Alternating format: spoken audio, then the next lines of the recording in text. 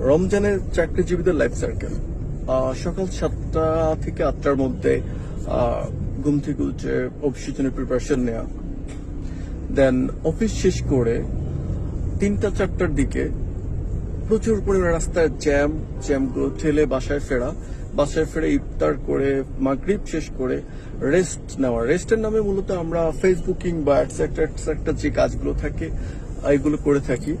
দেন তারাবির জন্য প্রিপারেশন নিয়ে তারাবি শেষ করে বাসায় এসে ইউজুয়ালি স্লাইট স্ন্যাক্স নেওয়া, দ্যাট মিনস স্লাইট ডেজার্ট যেটা পছন্দ করে।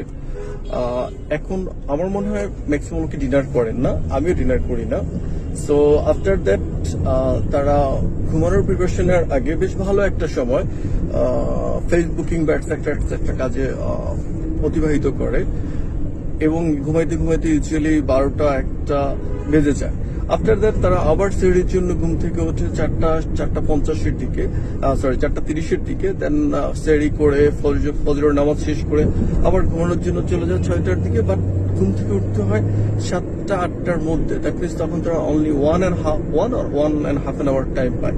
আফটার দ্যাট আবার সেই সেম সার্কেল রেডি হয়ে অফিসের জন্য রওনা করে। এটা মনে হয় খুব কমন একটা সার্কেল রমজানে জব হোল্ডারদের জন্য।